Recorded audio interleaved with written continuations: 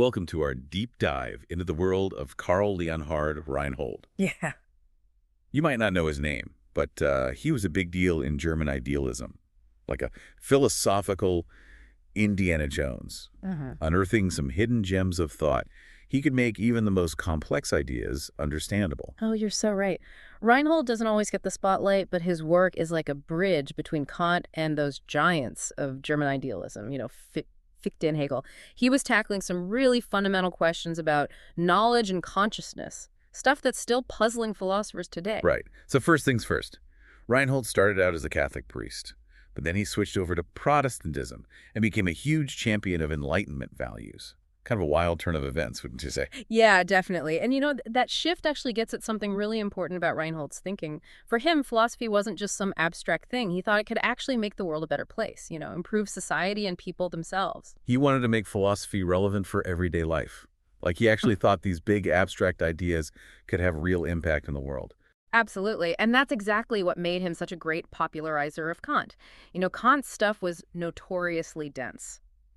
But Reinhold translated those complex ideas into a language that more people could understand. He was crucial in spreading Kantian philosophy and setting the stage for the whole German idealism movement. Like a philosophical translator, You're right. bridging the gap between, the ivory tower and the public square. Yeah. Okay, so let's get into Reinhold's own ideas, his elementary philosophy. He had this goal of creating a truly scientific philosophy, Yeah. like finding that bedrock foundation for everything else. Exactly. He wanted to find that one unshakable principle, that first principle, that everything else could be built upon. That had to be self-evident and totally irrefutable. And that's where his famous principle of consciousness comes in. Ready for this? It goes like this. In consciousness, the subject distinguishes the representation from the subject and the object and relates the representation to both. Whoa, okay, yeah, that's a bit of a mouthful. What's he really trying to say with this principle? Well, he's trying to get at the most basic structure of our experience. He's saying that whenever we're conscious of something, there are three parts. There's the subject, that's us, the one experiencing. There's the object, the thing we're experiencing. And then there's the representation, the way that object shows up in our minds. So it's not just defining these terms, it's about how they all work together when we experience the world. Right. It's a synthetic principle, not just a definition, but a description of what's actually happening in our consciousness.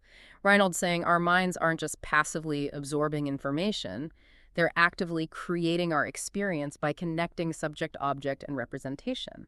So this principle of consciousness, that's his cornerstone, right? That's the foundation for his whole philosophical system. Like he's saying, if we can understand this basic act of consciousness, then we can unlock all the other mysteries about knowledge and reality. And he really went for it. He tried to use this principle to figure out all these other Kantian concepts like space-time and the categories of understanding. It's an incredibly ambitious project. Like building a huge philosophical cathedral brick by brick, starting with that one foundational principle. Did it work? Did he manage to create that big unified system? Well, that's where things get even more interesting. It was groundbreaking and really influential, but not everyone was convinced. Some philosophers started pointing out problems like cracks in the foundation, questioning whether those derived concepts were really connected to his principle of consciousness. So even the most well-built philosophical systems can have weaknesses. It's like finding a structural flaw in that perfect cathedral. How did Reinhold respond to those criticisms? Did he just stick to his guns with his elementary philosophy, or did he change course? Well, that's what we'll get into next. Reinhold's response to those criticisms shows how intellectually honest he was and how willing he was to keep refining his thinking. He didn't cling to his initial system. Instead, he went on a really fascinating intellectual journey, exploring different philosophical views and pushing the limits of his own understanding. That's when things get really interesting. He didn't see those criticisms as a setback, He used them to explore further. He's like a philosophical Indiana Jones, always on the hunt for deeper truths, even if it means going into uncharted territory. So where does his journey take him next? Who are the other thinkers that caught his attention and shaped his views? That's a story for our next segment, but let me just say, this Reinhold's journey takes him through some of the most fertile intellectual landscapes of his time, and his encounters with other brilliant minds lead to some real surprises. Get ready, because we're diving even deeper into the fascinating world of Karl Leonhard Reinhold. All right, so we left off with Reinhold facing some pretty tough criticism about his elementary philosophy, especially about how he derived other concepts from his principle of consciousness. And you mentioned he didn't just dig in his heels, but that he really took on the challenge. So what happened next? You got it. He was super open to new ideas. And one of the first people that really caught his eye was Johann Gottlieb Fichte, another big name in German idealism. Ah, Fichte. Yeah, he had his own kind of idealism, right? Right. So what was it about Fichte's work that drew Reinhold in? Well, Fichte had this really dynamic and you could even say radical way of thinking about the I, the self, Yeah. the subject. Kant saw the I as kind of this static observer of the world. But Fichte argued that the I is always creating itself through its actions, through its engagement with the world. So it's not just passively observing, it's actively shaping reality just by existing. Yeah, exactly. And this idea of the self-positing I really grabbed Reinhold's attention. He started to see the limits of his own system, which relied on a more static understanding of the subject. Maybe consciousness wasn't just about relating subject, object, and representation. Maybe it was about this dynamic process of the I constantly creating and recreating itself. It's like he's moving from a snapshot to a film. The I is the director, the writer, and the star all in one. I like that analogy. And this whole fascination with Fichte really changed how Reinhold thought. He started to explore this idea of the I as the ultimate ground of knowledge and reality. But wait a minute, there's more to the story. It's not just a two-man show between Reinhold and Fichte. There's another guy who enters the scene, Karl Gottlieb Bardili, and his rational realism. So tell us about him and how he fits into Reinhold's journey. Okay, so Bardili, this is where things take another fascinating turn. He was all about what some people call immanent realism, the idea that reality is actually made up of thought itself. So instead of the mind just reflecting in external reality, Bardili saying the mind or thought actually creates reality. That's the main idea. And he was especially interested in thinking qua thinking, understanding thought in its purest form, not connected to the outside world or even a thinking subject. Okay, now we're getting into some pretty deep stuff. Thinking qua thinking. It's like trying to grasp the very essence of thought without all the usual baggage. How did Reinhold react to this? Well, remember, he was already captivated by Fichte's dynamic I. Bardili's focus on pure thought just added another layer to it. It suggested that maybe there's this realm of pure thought before anything else, before even the self-positing I. So he's peeling back the layers of the onion, going even deeper than the individual I to find the ultimate source of thought and reality. Exactly. And while Reinhold didn't completely buy into Bardili's whole system, he was definitely interested in this idea of pure thought. It kind of planted the seed for his later work on the philosophy of language. So we're seeing Reinhold go through these different phases. First, he's grounding philosophy in this fixed principle of consciousness. Then he's exploring the dynamic I with Fichte. And now he's diving into this world of pure thought with Bardili. He's constantly searching, refining, and pushing his thinking further. That's a great observation. And all of this leads him to what many consider his most important contribution to philosophy, his linguistic turn. Okay, so this is where it gets real. This linguistic turn, this is where Reinhold's ideas start to foreshadow some of the big movements in 20th century philosophy. So what exactly is this linguistic turn? How did he come to see language as so central to philosophy? Well, it's kind of the culmination of all those earlier explorations. He begins to realize that language isn't just a tool for expressing our thoughts. It's totally intertwined with the way we think.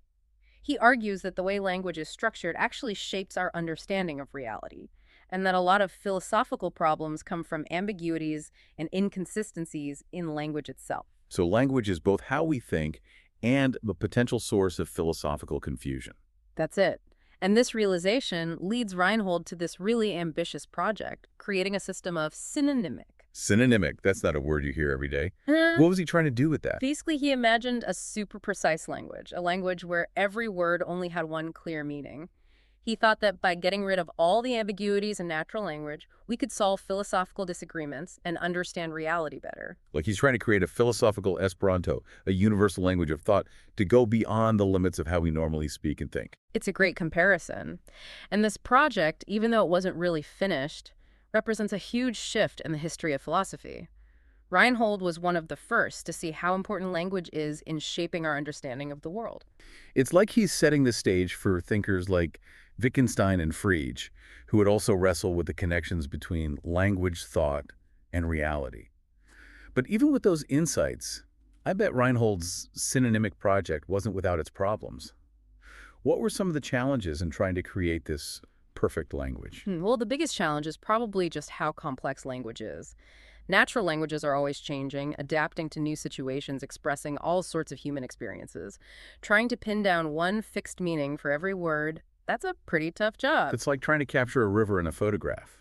You can get a glimpse, but you miss the movement, the constant change. Right. And then there's the question of how do you justify those fixed meanings? Who decides what a word really means?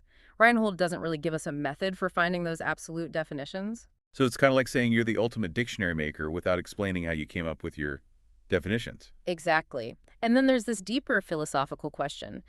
Could a perfectly precise language actually capture the richness and complexity of human thought and experience?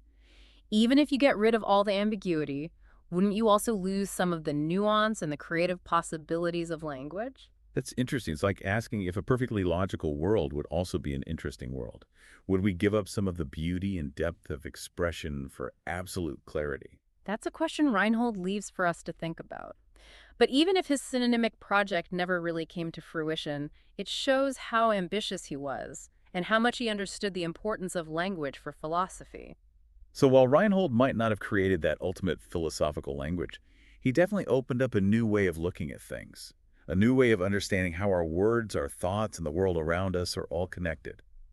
It's like he gave us this new toolbox filled with concepts and methods to explore these fundamental questions. Absolutely, and I think that's his lasting legacy. He might not have built that perfect philosophical system, but he gave us all these tools and new perspectives to understand the power and limitations of language, thought, and knowledge. It's a legacy that continues to inspire and challenge philosophers today. Speaking of challenges, I'm curious to hear more about the critiques of Reinhold's overall approach. We've talked about some specific issues, but what were some of the bigger objections people had? Well, one of the main criticisms is about his reliance on a single first principle, whether it's the principle of consciousness or later the idea of pure thought. Critics said it was too reductive, like trying to force the entire complexity of human experience into one neat little framework. Like trying to fit the ocean into a teacup. Yeah. You might capture a little drop, but you miss the vastness, the depth, the way everything's connected. Yeah, exactly. And some people question whether Reinhold really managed to derive all those other concepts from his first principle. They said there were gaps in his logic, that the connections weren't as clear or as solid as he claimed. So even though he built this huge, elaborate philosophical structure, some people doubted the strength of the foundation and how well the whole design fit together. That's a good way of putting it. But even with those criticisms, Reinhold's work is still really important.